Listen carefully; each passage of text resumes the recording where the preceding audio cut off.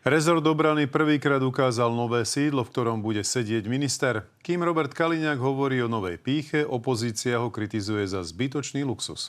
S kamerou sme sa boli pozrieť, ako vyzerá legendárna Machová stena, ale aj na virálne pisoáre, ktoré mali podľa zmluvy stáť 600 eur. Ja som ešte neprišiel. 25 podlaží hore a 2 tajné podzemov. Pôvodne to mala byť ubytovňa pre vojakov. Napokon sa sem čoskoro presťahuje minister obrany s aparátom. Na stavbe ešte chýbajú posledné ťahy, kým robotníci na múre dofarbujú falošné tehličky. Robert Kaliňák už vnútri sprevádza kamery svojim novým sídlom. Tak vás vítam, poďte ďalej. Toto je štandardná kancelária. Takto vyzerá riaditeľ sekcie. Toto je hlavná rokovacia miestnosť. Pozývam vás ďalej. Konečná cena tejto rekonštrukcie sa vraj zmestila do 50 miliónov eur. Viac ako cena samotnej stavby však otázky vyvolalo jej vybavenie. Ako napríklad táto Machová stena na streche budovy za viac ako 130 000 eur. Ste si istí, že tá Machová stena to prežije? No, viete sa, ja môžem vychádzať len z toho, že firma dala to záruku 5 rokov. No. 6-ciferných položiek je však v zmluve viac. Tajná riadiaca miestnosť mala stáť 427 000 eur.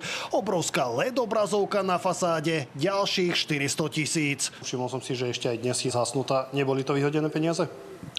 Myslím si, že neboli to vyhodené peniaze. Ministerstvo takto ostentatívne všade vyvisilo cenovky, aby ukázalo, koľko oproti zmluvám ušetrilo. A tak napríklad tento vešiak namiesto 620 eur stojí vraj len 330. Potrebujú ministerskí úradníci vešiaky za 330 eur? Podstatné je, že oproti cene, za ktorú si môžete taký kúpiť, sme ho kúpili o polovičku lacnejšie. A takto minister obhajuje aj zvyšné položky. Medializované pisoáre zlacneli o polovicu. Nechýba však ani pult za 10 000, kuchynka ministra je za 18 a k tomu napríklad vstavaný kávovar za necelú 4. Lebo všetky tieto zariadenia majú vydržať jednoducho dlhšie. Vy si naozaj myslíte, že tie chladničky tu budú v roku 2055? Áno.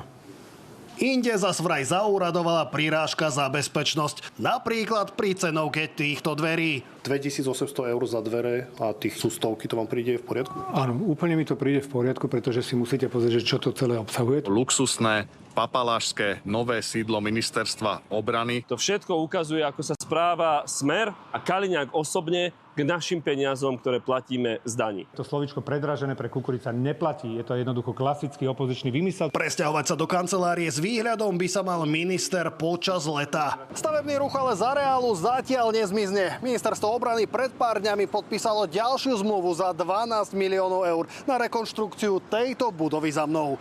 Viktor Serebriakov, televízia Markíza.